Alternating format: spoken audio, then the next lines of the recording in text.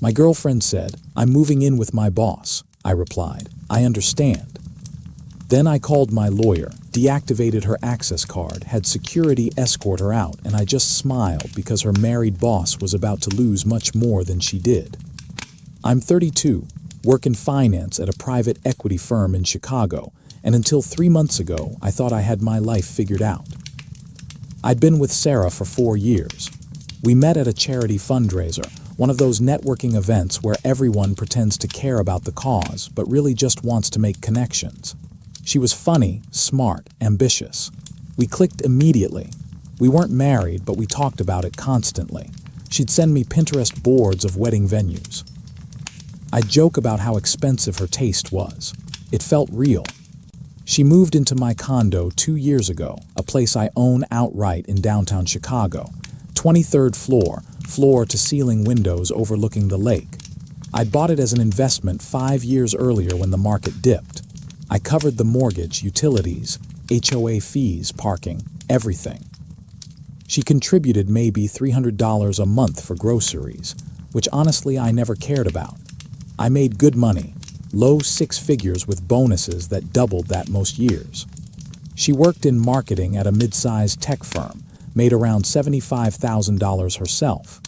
But I wanted her to feel comfortable, to save up, maybe start her own consulting business someday. She talked about it all the time. Once I have enough saved, she'd say, once I build my portfolio. Looking back now, I realized she wasn't saving anything. The text came on a Tuesday afternoon in late June. I was in a conference room on the 40th floor, sitting through a 3-hour meeting about a potential acquisition. My phone was face down on the table, but I felt it buzz, then buzz again. I ignored it. We were in the middle of discussing valuation models, and my boss was asking pointed questions about our due diligence process. When we finally took a break, I checked my phone. 2 texts from Sarah. First text, "Hey, can we talk tonight? Something important." Second text, "Actually, I'll just tell you now. I'm moving in with David. We've been seeing each other for a while now. I know this is sudden, but I think it's the right move for me. I'll get my stuff this weekend." I read it 3 times. People were walking past me heading to the coffee station talking about lunch orders, and I was just standing there in the hallway staring at my phone. David, her boss, the guy she'd mentioned maybe a dozen times over the past year, but more frequently in recent months. David thinks we should pivot the campaign. David wants me to lead the new project. David invited the team for drinks Friday. David's really pushing for me to take on more responsibility. I'd never met him. She said he was older, experienced, a good mentor. She'd shown me a team photo once. He was in the back row, gray hair, expensive-looking suit. I hadn't thought anything of it. 4 years, 2 years in my home, and she couldn't even tell me to my face. She couldn't wait until dinner.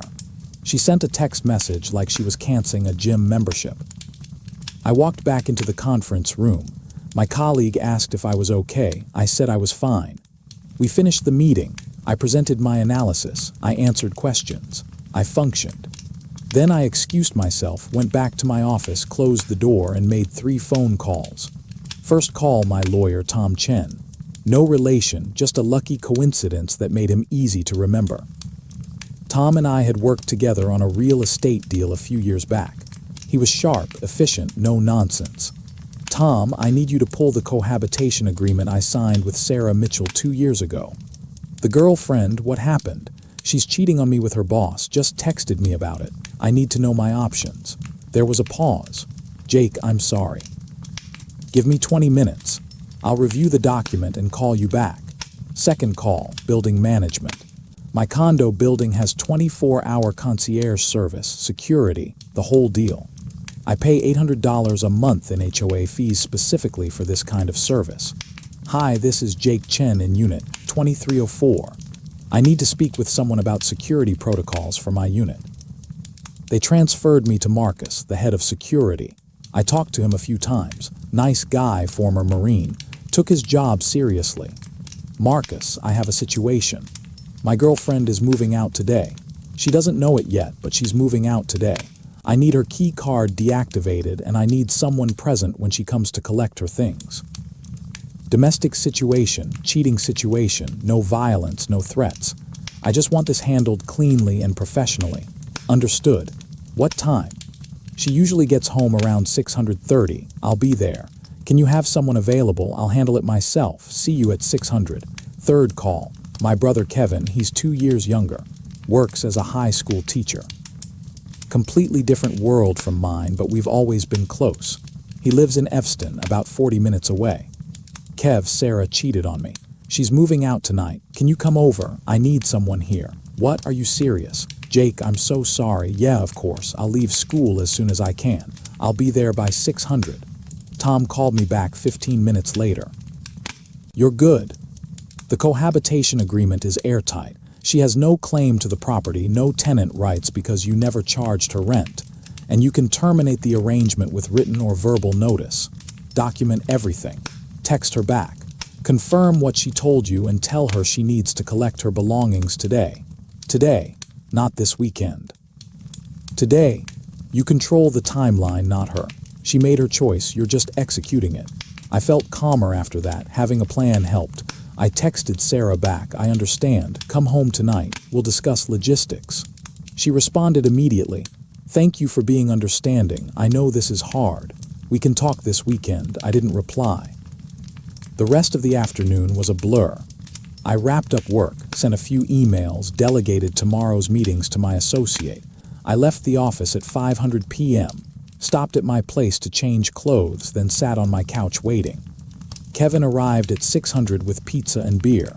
He took one look at me and said, "You're too calm. This is your angry calm."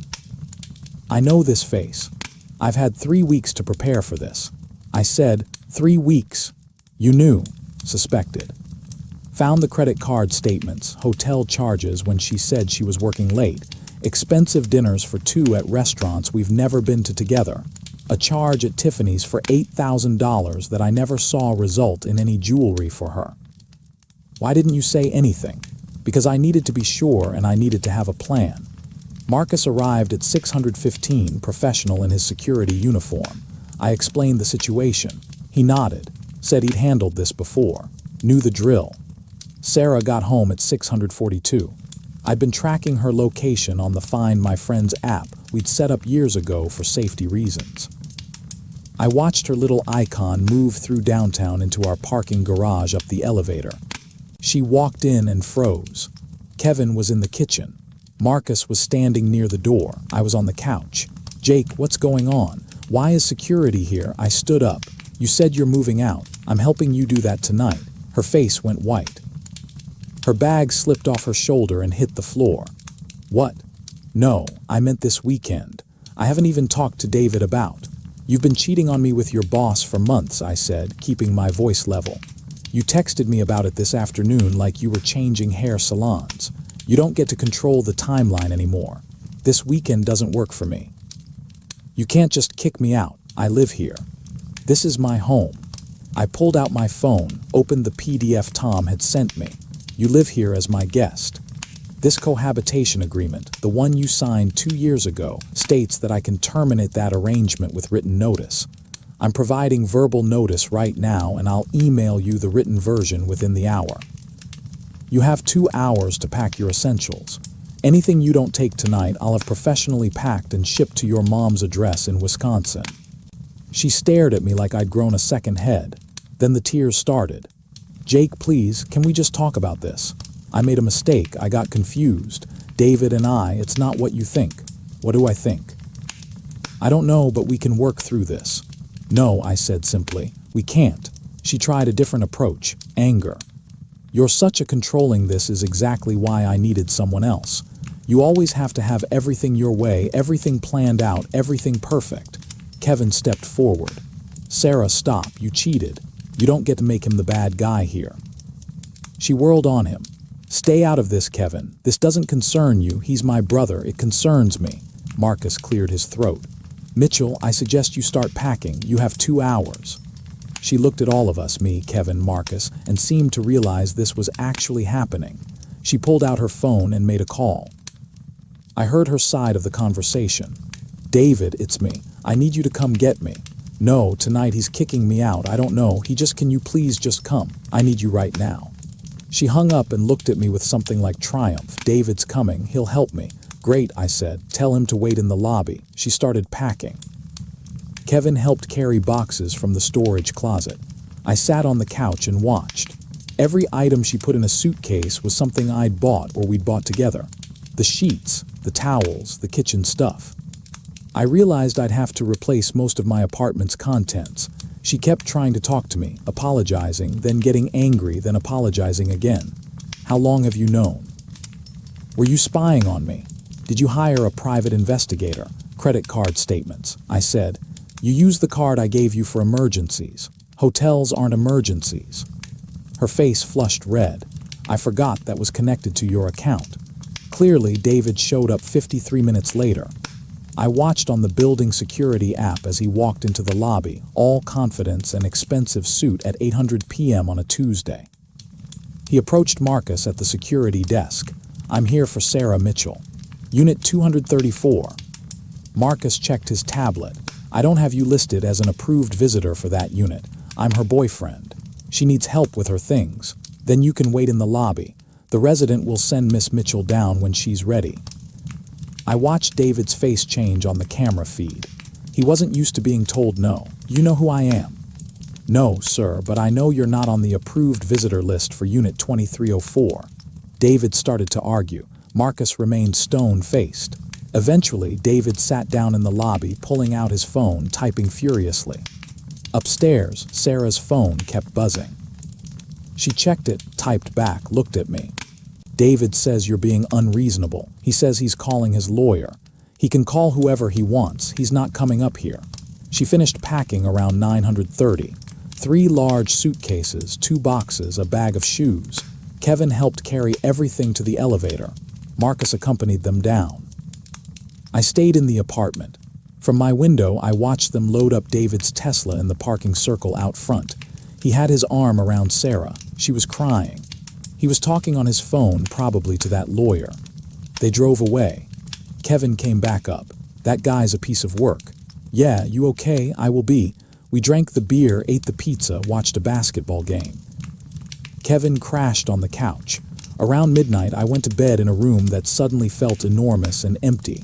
Update 1. The text started the next morning at 6:47 a.m. Sarah, I'm so sorry for how everything happened yesterday. That wasn't fair to you. You deserved better. Can we please talk? Just talk. I didn't respond. I was in the shower getting ready for work, trying to pretend my life hadn't just imploded. By the time I got to the office at 8:30, there were 4 more texts. Sarah, Jake, please. I made a terrible mistake. I see that now. Sarah, David isn't who I thought he was. Sarah, can I at least come get my grandmother's necklace? You know how much that means to me. Sarah, please don't ignore me. I forwarded all the messages to Tom. He replied, don't engage. If she needs belongings, she can arrange it through me. But the necklace thing got to me. It was a real thing. Her grandmother's necklace, gold with a small emerald, may be worth $2,000 but priceless in sentimental value. I checked the bedroom. It was still in her jewelry box in the closet.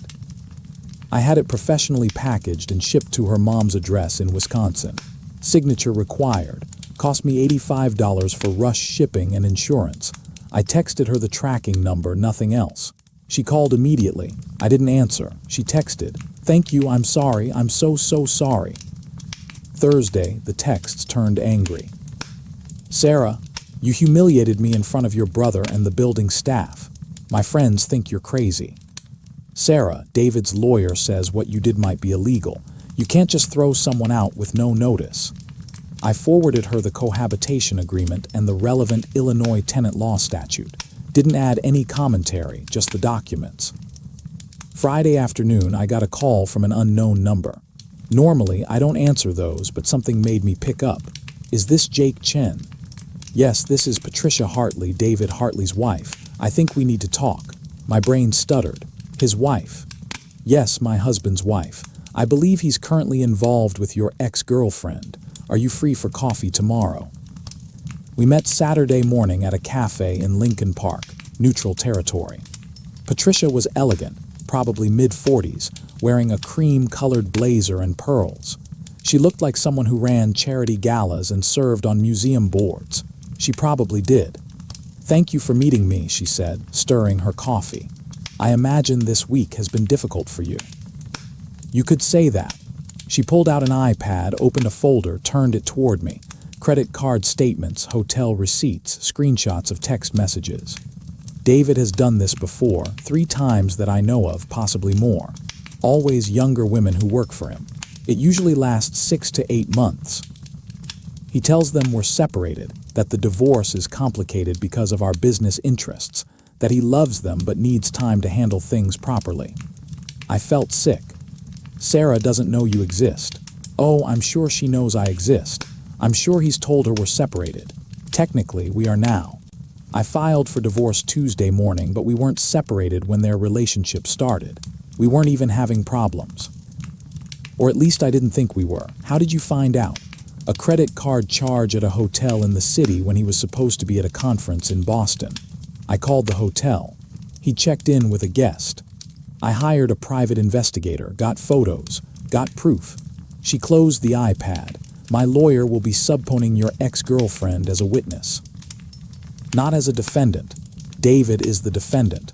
But her testimony about their relationship, about what he told her, will be very valuable in court." "Why are you telling me this?" "Because I wanted you to know that you handled this correctly. You cut her off cleanly, decisively. What she's about to experience with David, it won't be what she's expecting. He's losing the house. Majority stake in his business, probably his Tesla. And when men like David lose their money and their status, they show their true colors." Update 2. Patricia was right. 2 weeks after the coffee meeting, Sarah called me at 11 p.m. on a Thursday. I'd blocked her number, but she called from a different phone. I didn't recognize the number, so I answered. Jake, her voice was wrecked. She'd been crying hard. "Sarah, he lied to me about everything. He's married. He has 2 kids. He's been married for 19 years. His wife is divorcing him and naming me in the filing. I have to give a deposition. I could lose my job. Jake, I'm so sorry. I made the biggest mistake of my life." I sat on my couch in the dark apartment listening to her sob. His wife's lawyer called me today. They want to interview me about the affair. My HR department called me in for a meeting. They said the company is facing potential legal action from Patricia's lawyer about workplace misconduct. I had to resign. They called it voluntary resignation, but it wasn't. They pushed me out. "Where are you living?" "With my mom, I had to leave the city. I can't afford an apartment here without a job. Everyone knows now." Everyone. All my friends, my colleagues, people in the industry. My LinkedIn is full of messages asking if the rumors are true. "I'm sorry," I said, and I meant it. Not sorry enough to want her back, but sorry that she destroyed her life for a lie. David won't talk to me anymore. He said I should have known better than to get involved with a married man. He said I'm an adult and I made my own choices. Jake, he told me they were separated. He showed me a lease for an apartment downtown. He said he'd moved out 6 months before we got together. That was a lie, all of it. Patricia showed me proof, photos of them together at events this year. Joint bank accounts that are still active. He never moved out. He just had an apartment he used for affairs. I finished. "Yeah," her voice broke again. "I gave up everything for him. I left you. I left our home. I quit my job." And it was all based on lies. "Sarah, I have to go. Wait, please, can we try again? I know I don't deserve it, but I love you. I realize that now. I made a terrible mistake and I want to fix it. Please, Jake, please give me another chance, the old me." The me from 2 months ago might have considered it, might have let the guilt and the history and the 4 years together sway me. But I'd spent 2 months rebuilding, going to therapy, processing, understanding that what Sarah did wasn't just a mistake. It was a choice, a series of choices. Every hotel room, every lie about working late, every moment she chose him over me. "No," I said quietly. "We can't." She was still crying when I hung up. I blocked that number too. Final update. It's been 3 months since that Tuesday text. It's September now. The weather is getting cooler. I'm starting to enjoy fall again instead of just associating it with the worst summer of my life. Sarah is still living with her mom in Wisconsin. I know this because Tom told me she's still technically involved in Patricia's divorce proceedings, and there's been some correspondence. She hasn't found a new job yet. The marketing world in Chicago isn't that big and word spreads. Not because I said anything I haven't, but because people talk. Office affairs involving the boss tend to become public knowledge. David's divorce was finalized last month. He lost the house in Lake Forest, his majority stake in the marketing firm. And according to Patricia's last email, he's living in a one-bedroom apartment in a building far less nice than mine. The Tesla is gone. Patricia got it in the settlement. I ran into one of Sarah's former co-workers at a bar 2 weeks ago. He recognized me from photos, introduced himself, and bought me a drink. Man, everyone at the office knew about Sarah and David. We thought you knew too. Some of us wanted to say something, but nobody knew how. Like, how do you tell someone their girlfriend is having an affair with her boss? Would it have changed anything? I asked. Probably not. But still, I felt bad.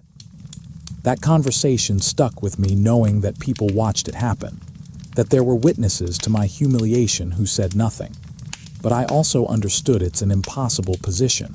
What if you're wrong? What if you ruin a relationship over a misunderstanding?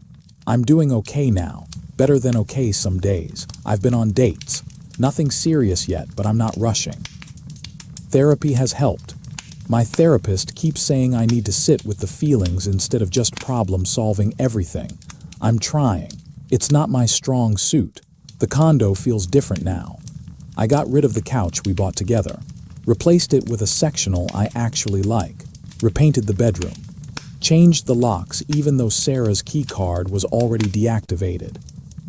Just felt necessary. Kevin still comes over every Tuesday with pizza and beer.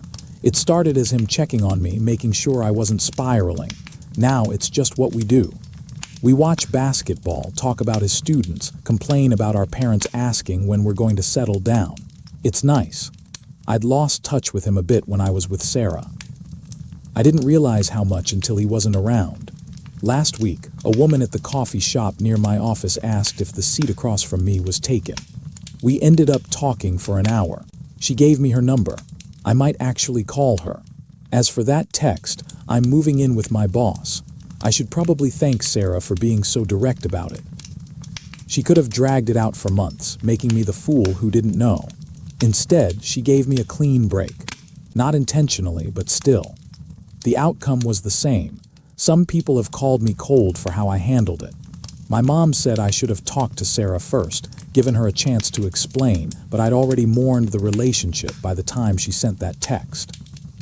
I'd had 3 weeks of suspicion of checking credit cards, of watching her lie to my face about where she'd been. The rest was just logistics. I don't wish Sarah ill. I hope she figures her life out, finds a new job, learns from this. But that chapter is closed for me permanently. And honestly, I'm okay with that. Edit 1. A few people asked about the $8,000 Tiffany's charge. It was a men's watch. Submariner, I think. I'm assuming David still has it though. Given his divorce settlement, he might have had to sell it. Edit 2. Yes, I kept the cohabitation agreement. Best $500 I ever spent on a lawyer. If you're living with a partner in a property you own, get one. It protects both parties and makes situations like this much cleaner legally. Edit 3. No, I don't regret how I handled it. Some people think I should have given her more time or been more sympathetic, but she made her choice. I just responded to it. I don't think that makes me cold. I think it makes me someone who knows his worth.